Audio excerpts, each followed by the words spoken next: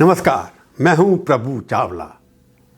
जब से 2014 में नरेंद्र मोदी केंद्र में आए हैं प्रधानमंत्री के रूप में, भारतीय जनता पार्टी के स्ट्रक्चर में, ऑर्गेनाइजेशन में, भारतीय जनता पार्टी की सरकारें जो स्टेट में हैं या केंद्र में जो मंत्रिमंडल है, उन सब में बहुत ही महत्वपूर्ण फेरबदल हुए हैं। पुराने लोगों कईयों को हटा दिया गया है, कई नए चेहरों को वहाँ पर ला के रख किया गया है। इन सब के पीछे क्या मंशा है, क्या ऑब्जेक्टिव है, क्या श्रेय है, क्या उद्देश्य है, इसी पर हम करेंगे आज की प्रभुवाणी। तो जैसे मैंने कहा, भारतीय जनता पार्टी में बहुत बड़े परिवर्तन हो रहे हैं। सबसे बड़ा परिवर्तन तो अब हुआ जब भारतीय जनता पार्टी के पार्लियामेंट्री बोर्ड ने की तरफ से एक प्रेस स्टेटमेंट आया कि बिहार के एक मंत्री को, जिनका नाम नितिन नवीन है, उनको कार्यकारी अध्यक्ष नियुक्त किया गया है। वो केवल 45 वर्ष के हैं। वो कभी केंद्र में किसी भी महत्वपूर्ण स्थान पर नहीं रहे। बिहार के अंदर केवल वो भारतीय युवा मोर्चा जो है उसके संगठन अध्यक्ष रहे और 5 बार एमएलए जीते, रिकॉर्ड तोड़ करके एमएलए जीते। उनके फादर बीजेपी पे थे, जुड़े हुए थे, संघ से भी जुड़े हुए थे, परंतु 45 वर्षीय जो नवीन हैं उनके बारे में किसी को कोई भी नहीं पता कि वो कैसे अध्यक्ष बन गए। 45 वर्ष का सबसे नवयुवक, सबसे छोटी उम्र का ये पहले कार्यकारी अध्यक्ष होगा भारतीय जनता पार्टी का। मर्जी की बात है, 1980 में भारतीय जनता पार्टी का स्थापन हुआ और 1980 में ही नवीन का जन्म हुआ जनसंघ परिवार में। ये पहली बार होगा कि कोई भी आरएसएस से जुड़ा हुआ व्यक्ति भारतीय जनता पार्टी के शीर्ष पद पर आकर के बैठा होगा। तो जैसे मैंने कहा, ये नितिन कौन है? बिहार के मंत्री हैं, परंतु इसके बारे में एक हिस्ट्री भी है। जैसे मेरे को किसी ने बताया कि एक बार अटल जी के पास गए लोग, मिला के पार्लियामेंट्री बोर्ड के कुछ सदस्य, सीनियर लोग गए कि हम बाल आप्टे, जो राज्यसभा के सदस्य थे, विद्यार्थी परिषद के अखिल प्रेसिडेंट भी थे, उनका नाम प्रपोज किया गया, महाराष्ट्र से थे, कि इनको आप पार्टी का अध्यक्ष बना दीजिए। अटल जी का जवाब था, उन्होंने कहा जो इसको मर्जी बनाइए, परंतु एक बता देना कि कार्यकर्ता को क्या बताओगे उनको इंट्रोड्यूस करने पर, ये कौन है बाल आप्टे। इतना सवाल करके वो चले गया बैठक से और उसके बाद बाल आप्टे अपॉइंट नहीं हुए। अब नितिन के साथ भी यही होने वाला है। ये नितिन कौन, इसका इंट्रोडक्शन अटल जी तो शायद नहीं कर सकते थे, परंतु मोदी जो हैं एक्सपर्ट हैं कार्यकर्ताओं को पब्लिक के साथ जोड़ने के लिए, इसमें कोई कसर नहीं रखेंगे। अब तक जितने भी अध्यक्ष रहे हैं उनका कभी किसी ना किसी तरीके से आरएसएस संघ से जुड़ा हुआ था, वो शाखा में गए थे या उसके माध्यम से या विद्यार्थी परिषद के माध्यम से ऊपर उठ करके आए थे। मोदी जी का ये नारा कि हमारे यहाँ कार्यकर्ता भी अध्यक्ष बन सकता है, उस मंत्र में ये फिट बैठते हैं कि ऑर्डिनरी कार्यकर्ता हैं। नवीन के बारे में लोगों को पता नहीं है कि उनकी इंपॉर्टेंस क्या है। जिस दिन चुनाव का रिजल्ट आ रहा था उस दिन सीक्रेट मीटिंग जो सुबह हो रही थी नीतीश कुमार के घर के अंदर, चीफ सेक्रेटरी के घर के अंदर, सुबह सुबह वो अपने घर में पैदल जा रहे थे। नितिन ने छत्तीसगढ़ के अंदर जाकर चुनाव के इंचार्ज भी बने। उससे पहले सिक्किम में एक बार भेजे गए, वहाँ पर एमपी का चुनाव हुआ था, वहाँ भी सफलता आई। वो चुपचाप मोदी जी के साथ मिल करके काम करते थे, ऐसा पार्टी लोगों का कहना है। पर पार्टी में बहुत सारे लोग स्तब्ध हैं, शॉक्ड हैं कि ये कैसे बन गए, क्योंकि प्रक्रिया कोई नहीं हुई, कोई डिस्कशन नहीं हुआ। हालांकि यूपी के अध्यक्ष भी गलत अपॉइंट किया, जिसके बारे में पता नहीं था कैसे बन गए। वो भी 7 बार एमपी बने हैं, काफ़ी जुड़े हुए हैं सरकार से। परंतु जितने सरप्राइज मोदी देने में विश्वास रखते हैं, उससे ये स्पष्ट है कि नवीन उस कड़ी की एक अंग हैं जिसमें भारतीय जनता पार्टी के अंदर बहुत बड़े परिवर्तन हो रहे हैं। भारतीय जनता पार्टी को 2029 और उसका 2034 के लिए तैयार किया जा रहा है। हम पत्रकारों के लिए तो ये सबसे बड़ी एक बात है कि हमको किसी को पता नहीं क्या हो रहा है। मेरे समेत कई लोगों ने अटकलें लगाई, धर्मेंद्र प्रधान बनेंगे, भूपेंद्र यादव बनेंगे, सुनील बंसल बनेंगे, कोई महिला बनेगी, शिवराज चौहान बनेंगे। सब नाम हमने लिखे, उन सब के नामों के ऊपर कोई भी चर्चा कहीं हुई भी नहीं। मोदी का ये स्पष्ट था कि मैंने नई जनरेशन को लाके खड़ा करना है। तो लोगों ने कई बार कह दिया कि जिस तरह की पार्टी उन्होंने बनाई है पिछले 10 साल के अंदर, अमित शाह और मोदी जी ने मिल करके, इसमें लगता है कि एक नई पार्टी बनाने की कोशिश की जा रही है। अगर आपको याद हो कि जेपी नड्डा ने कहा कि हम अब संघ के ऊपर निर्भर नहीं करते, हम आत्मनिर्भर हो गए हैं। नवीन की अपॉइंटमेंट उस आत्मनिर्भरता की एक संकेत है कि संघ का कोई भी चुना व्यक्ति, टेंड किया हुआ व्यक्ति अब आगे जाकर के अध्यक्ष नहीं बनेगा। अगले ये जो बनेंगे 2026 के अंदर, तो ये पहले व्यक्ति, जैसे मैंने भी बताया, सबसे कम उम्र के भी होंगे। अगर आप पहले अध्यक्ष की बात बनकर पढ़ाता हूँ आप करके कि पहले अध्यक्ष जितने भी बने हैं 1980 से लेकर के, उनकी उम्र क्या थी, मैं आपको भी बताता हूँ। सबसे पहले बने थे अटल बिहारी वाजपेयी, 1980 से 1986 तक वो भारतीय जनता पार्टी के अध्यक्ष ने जब बनी थी, उनकी उम्र उस वक्त 56 साल की थी। उसके बाद दूसरा अपॉइंटमेंट हुआ लाल कृष्ण आडवाणी जी का, वो 1986 से 1991 तक अध्यक्ष रहे, उनकी उम्र उस वक्त 59 साल की थी। आडवाणी जी के बारे में एक भी चर्चा मैं पहले कर देता हूँ आपको। वो पहले बार जब अध्यक्ष बनने से जनसंघ के 1973 के अंदर बड़े यंग थे, तब भी उनको कोई जानता नहीं था। उनकी एक ही पहचान थी कि वो दिल्ली मेट्रोपॉलिटन काउंसिल के चेयरमैन रहे थे, तो उनको अध्यक्ष बनाया गया था। उसके बाद अटल जी जब प्रधानमंत्री बने तब 4 भारतीय जनता पार्टी के लोग अध्यक्ष बने 6 साल के अंदर। आडवाणी जी के बाद कौन बना? मुरली मनोहर जोशी 1991 से 1993 तक थे, वो भी उस वक्त 57 साल के थे। खुशाबाई ठाकरे उनके बने, जो सबसे ज़्यादा उम्र के चीफ मिनिस्टर वहाँ पर प्रेसिडेंट बने, उनकी उम्र 76 साल की थी। बंगारू लक्ष्मण जब 2001 में बंगारू लक्ष्मण मशहूर हैं, उनको पकड़ा गया था कि वो पैसे ले रहे थे, हटा दिया गया था, मंत्री भी थे कभी, वो भी उस वक्त 61 साल के थे। जन कृष्णामूर्ति लॉ मिनिस्टर बाद में बने, उनको अध्यक्ष बना करके वो उस वक्त 73 साल के थे। वेंकैया नायडू जो विद्यार्थी परिषद से आए थे, ये सब आरएसएस के लोग थे, 2002 से 2004 तक रहे, वो भी उस वक्त 53 साल के थे। राजनाथ सिंह 2005 से 2009 तक बने, दोबारा उसके बाद बने, वो भी उस वक्त 54 साल के थे। नितिन गडकरी 2009 से 2013 तक बने, वो उस वक्त 52 साल के थे। अमित शाह सबसे यंगेस्ट रहे, जो 2014 के बाद बने, वो भी उस वक्त 50 साल के थे। पर उसके बाद जगत प्रकाश नड्डा जो अभी अध्यक्ष हैं, वो भी 60 साल की उम्र में अध्यक्ष बने। तो कोई भी इनमें से है, अगर सबके नाम देख रहे हैं, उसमें सब के सब आरएसएस के अंदर बहुत तेजरी है, संगठन के अंदर काफ़ी काम किया। इनमें से कोई भी ऐसा नहीं है जो संगठन के अंदर अच्छे पदों पर ना रहा हो या केंद्रीय मंत्रिमंडल में रहा हो। पर नवीन, उसके बारे में ऐसी कोई क्वालिफिकेशन नहीं है। ये कार्यकर्ता को ट्रेंड किया जा रहा है कि सारी पार्टी को अपने साथ लेकर के चलना है।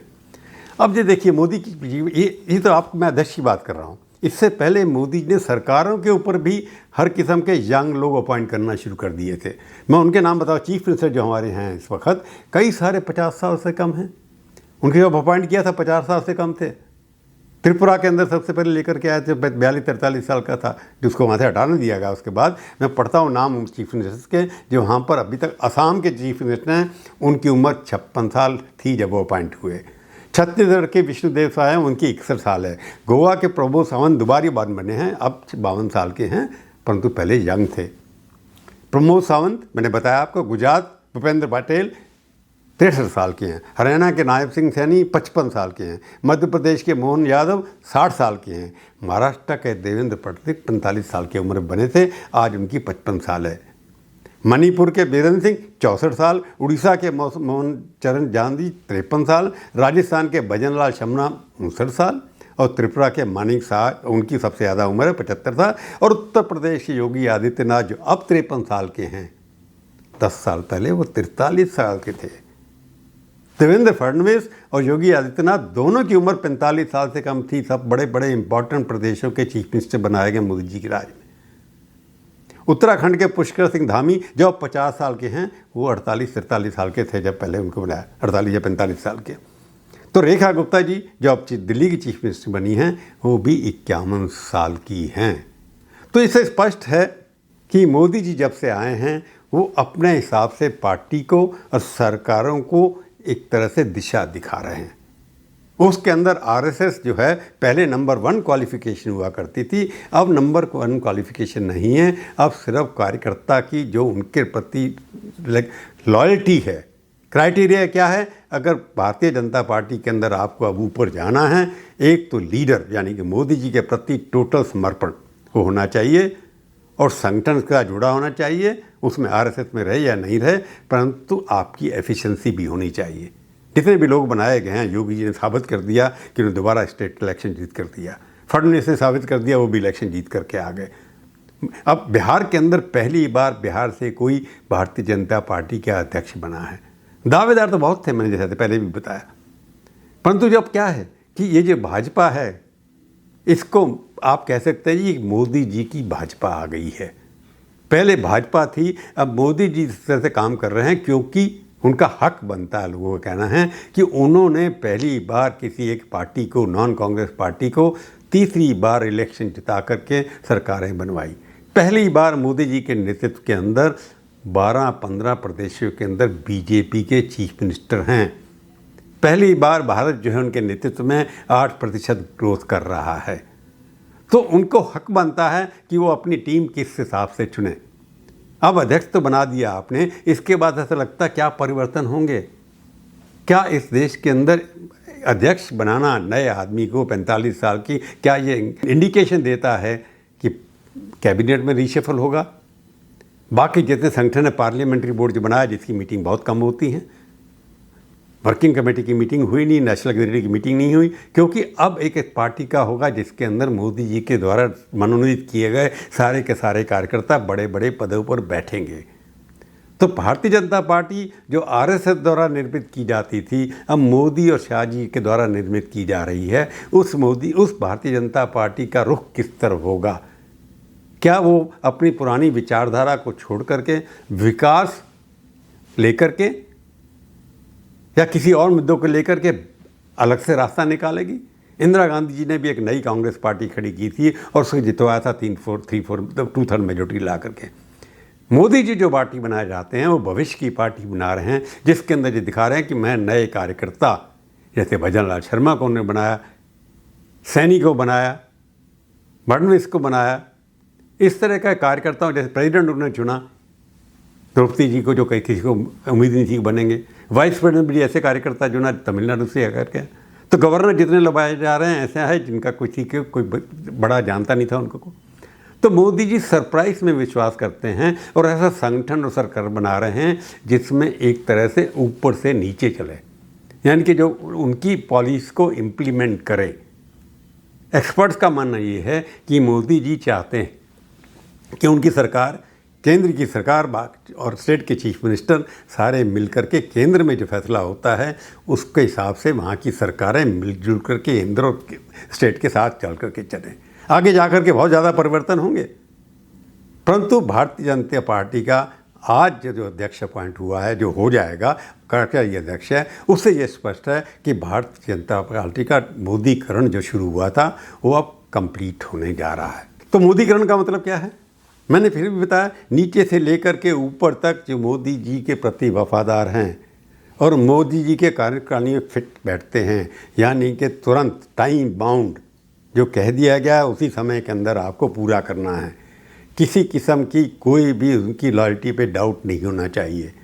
उनकी छवि थोड़ी बेटर होनी चाहिए बाकी कर्ता के साथ। उनकी जान पहचान चाहे हो कि नहीं हो। मैं आपको एक किस्सा सुनाता हूँ कि जब एक बार अटल जी के पास लोग गए कि हमने किसी एक को अध्यक्ष बनाना है। अटल जी जब थे बड़े इम्पोर्टेंट थे, अटल जी के ज़माने में तो 4 स्टेट प्रेसिडेंट 4 बार लोग बदले गए, अध्यक्ष बने उसके ज़माने के अंदर। अटल जी के ज़माने के अंदर कुशाभाऊ ठाकरे, जन कृष्णा मूर्ति, वेंकैया नायडू, राजनाथ सिंह, उनके 6 साल के प्रधानमंत्री के नेतृत्व में 4 बार नए अध्यक्ष आए। परंतु मोदी जी के 11 साल के अंदर केवल 2 ही आए, अमित शाह और नड्डा। तो इसे लगता है कि स्टेबिलिटी जो है पॉलिटिकल की, अध्यक्ष जो है 2024 के अंदर नड्डा जी का वो ख़त्म हो गया था। अभी तक चल रहे हैं, 26 तक 2 साल एक्स्ट्रा चलेंगे। संविधान के अंदर प्रोविज़न नहीं है, परंतु क्योंकि नड्डा जी के पास 3 पद हैं, पार्टी के अध्यक्ष भी हैं, leader of the house Rajya Sabha में भी हैं और मंत्री भी हैं, 3 उनके पास 2 पद हैं। तो मोदी का क्राइटेरिया बड़ा क्लियर है कि कमिटमेंट होना चाहिए और टाइम बाउंड इम्प्लीमेंटेशन कार्यक्रम का होना चाहिए। उसी के हिसाब से मोदीकरण जो सरकार और पार्टी का हो रहा है वो पूरा स्पष्ट दिखाई देता है। अब सवाल ये होता है कि मोदी के आगे जो होने वाला है 2029 की जो तैयारी हो रही है उसके लिए ये पहला कदम है। ये तो समय ही बताएगा आने के ऊपर, क्योंकि मोदी जी जिसको बनाया जा रहा है अध्यक्ष बना रहे हैं, अब नीचे तक परिवर्तन शुरू होंगे। मैंने कहा स्टेट लेवल पे परिवर्तन होंगे, डिस्ट्रिक्ट लेवल पर परिवर्तन होंगे। पार्टी इनके नेतृत्व में, मोदी जी और शाह के नेतृत्व में विश्व की सबसे बड़ी पार्टी बन गई है। 16 से 17 करोड़ सदस्य इनके बने हुए हैं। इनके नेतृत्व में हर डिस्ट्रिक्ट में इनके बड़े आलीशान दफ्तर बन गए हैं। हर कार्यकर्ता के पास पूरे साधन भी हैं और उनके पास नारा भी है, कार्यक्रम भी दिए जाते हैं। क्या आने वाले समय में इतनी बड़ी पार्टी देश को किस तरफ ले जाएगी मोदी जी के नेतृत्व में, ये तो नए अध्यक्ष जो आएंगे वो तय करेंगे। आज की प्रभुवाली में केवल इतना ही। फिर मिलेंगे, किसी और विषय पर बात करेंगे। तब तक के लिए धन्यवाद। जाने से पहले एक बार फिर कह देता हूँ आपको मैं, मेरी प्रार्थना है कि मेरे चैनल को देखिए, सब्सक्राइब करिए, शेयर करिए, कमेंट्री लिखिए। अच्छी, बुरी, खट्टी, मीठी मैं सब पढ़ूँगा, बुरा नहीं मानूँगा। जय हिंद।